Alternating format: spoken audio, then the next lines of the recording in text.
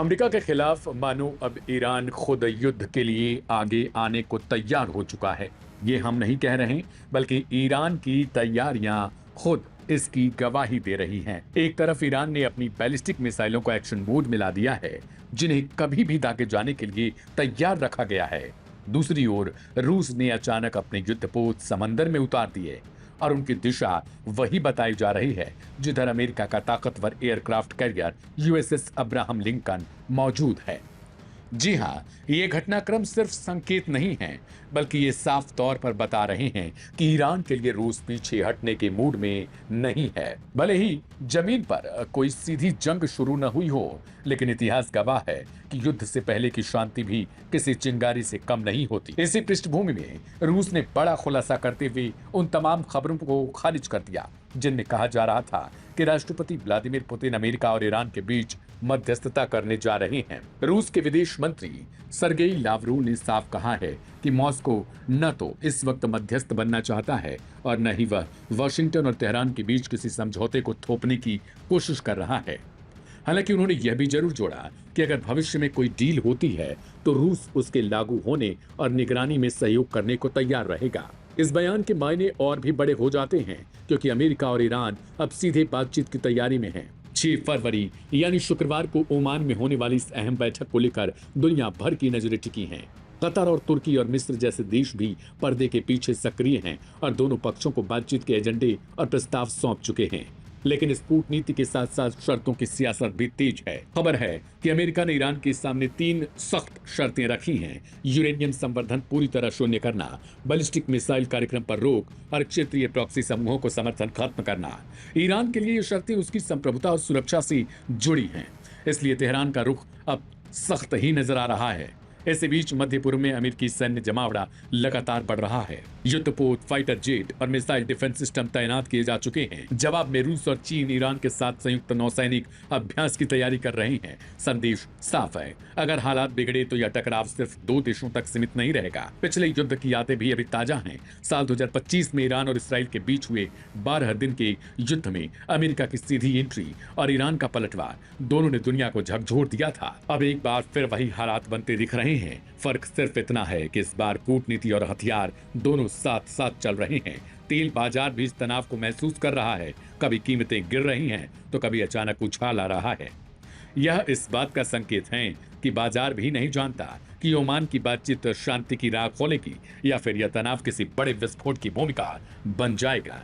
फिलहाल तस्वीर साफ नहीं है, लेकिन इतना तय है कि ईरान, अमेरिका और उनके सहयोगी अब ऐसे मोड़ पर खड़े हैं जहां एक गलत कदम पूरे क्षेत्र को युद्ध की आग में झोंक सकता है। और शायद यही वजह है कि दुनिया इस खामोशी को शांति नहीं, बल्कि आने वाले तूफान से पहले की चेतावनी समझ रही है।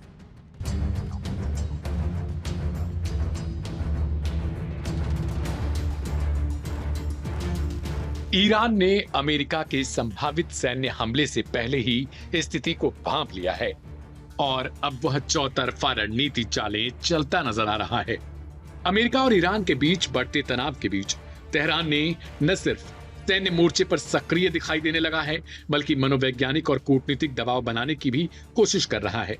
इसी कड़ी में 3 फरवरी को ईरान के इस्लामिक रिवॉल्यूशनरी गार्ड कॉर्प्स से जुड़े जाने माने विश्लेषक मुस्तफा खोशचेश्म ने एक टीवी कार्यक्रम के दौरान संयुक्त अरब अमीरात को लेकर बेहद गंभीर चेतावनी दी। ईरान के सरकारी प्रभाव वाले चैनल ओफोक टीवी पर चर्चा के दौरान खोशचेश्म ने कहा कि अगर अमेरिका ने ईरान के खिलाफ किसी भी तरह की सैन्य कार्रवाई की तो उसके जवाब की आंच सिर्फ अमेरिकी ठिकानों तक सीमित नहीं रहेगी।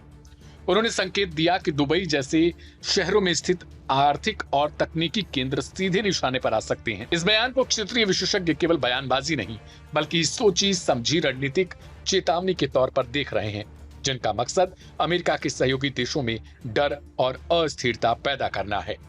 ईरानी विश्लेषक ने अपने बयान में साफ तौर पर नागरिक और व्यावसायिक ढांचे का जिक्र किया, जिसने खाड़ी देशों की चिंता और बढ़ा दी। जिन संभावित ठिकानों का नाम लिया गया उनमें Dubai airport free zone, Dubai international financial centre, Dubai internet city, Dubai silicon oasis और जेबेल अली फ्री जोन शामिल हैं। ये सभी स्थान न सिर्फ यूएई बल्कि वैश्विक अर्थव्यवस्था के लिए भी बेहद अहम माने जाते हैं। जानकारों का कहना है कि अगर फारस की खाड़ी में हालात बिगड़ते हैं तो इसका असर सीधे वैश्विक ऊर्जा सप्लाई और समुद्री व्यापार पर पड़ेगा। खास तौर पर होर्मुज जल डमरूबंदी के जरिए होने वाले तेल परिवहन को लेकर तेल निर्भर देशों में गहरी चिंता है। इसी बीच तेहरान में एक वरिष्ठ ईरानी सांसद ने भी दो टूक शब्दों में दोहराया कि ईरान का मिसाइल कार्यक्रम और परमाणु क्षमता उसकी रेड लाइन है और इन पर किसी भी तरीके का समझौता संभव नहीं। तनाव के इसी माहौल में कूटनीतिक हलचल भी तेज हो चुकी है। 4 फरवरी को सामने आई रिपोर्ट्स के मुताबिक अमेरिका ने ईरान के अनुरोध को स्वीकार करते हुए 6 फरवरी को होने वाली परमाणु वार्ता का स्थान तुर्की से बदलकर ओमान करने पर सहमति जताई। ईरान चाहता है कि यह बातचीत 2025 में ओमान में हुई चर्चाओं का ही विस्तार मानी जाए और एजेंडा केवल उसके परमाणु कार्यक्रम तक सीमित रहे, जबकि अमेरिकी पक्ष बैलिस्टिक मिसाइल कार्यक्रम और ईरान के क्षेत्रीय सहयोगी गुटों के मुद्दे भी शामिल करना चाहता है। इसी बीच हालात तब और बिगड़ जाते हैं जब 3 फरवरी को अमेरिकी सेना ने बताया कि अरब सागर में तैनात USS Abraham Lincoln carrier strike group के पास एक ईरानी निर्मित शाहिद ड्रोन खतरनाक तरीके से उड़ता हुआ पहुंच गया, जिसे आत्मरक्षा में अमेरिकी F-35C फाइटर जेट ने मार गिराया। इसके अलावा होर्मुज जल डमरूबंदी में ईरानी रिवॉल्यूशनरी गार्ड की नौकाओं ने एक अमेरिकी झंडे वाले तेल टैंकर को परेशान किया, जिसके बाद अमेरिकी नौसेना को सुरक्षा देनी पड़ी थी। इन घटनाओं ने साफ संकेत दिया है कि मध्य पूर्व इस वक्त बेहद संवेदनशील दौर से गुजर रहा है और अगर हालात काबू से बाहर हो गए तो यह टकराव पूरे क्षेत्र और दुनिया की अर्थव्यवस्था पर गहरा असर भी डाल सकता है।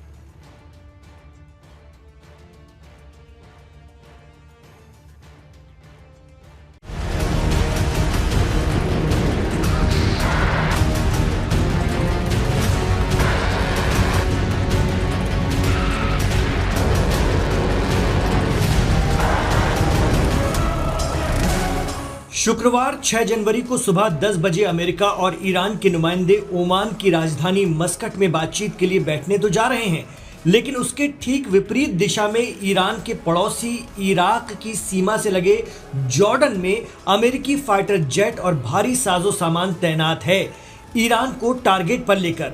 तो एक तरफ तो बातचीत का माहौल दिखाया जा रहा है, दूसरी तरफ अरब मुल्क जॉर्डन में अमेरिका ने असलहे जमा कर रखे हैं ईरान के खिलाफ। मीडिया रिपोर्ट बता रही है कि ईरान की पार्लियामेंट, जिसे वहां मजलिस कहा जाता है, ने जॉर्डन के किंग अब्दुल्ला पर निशाना साधा है। ईरान की पार्लियामेंट की तरफ से कहा गया है कि किंग अब्दुल्ला ट्रंप की गोद में बैठे हैं, इसी वजह से जॉर्डन के ज्यादातर एयरबेस पर अमेरिकन फाइटर जेट तैनात हैं। ऐसे में अमेरिका के पक्के दोस्त इसराइल के साथ साथ अब जॉर्डन भी ईरान के क्लोज टारगेट पर है। ईरान की संसद के जरिए जॉर्डन को दी गई इस धमकी की वजह भी है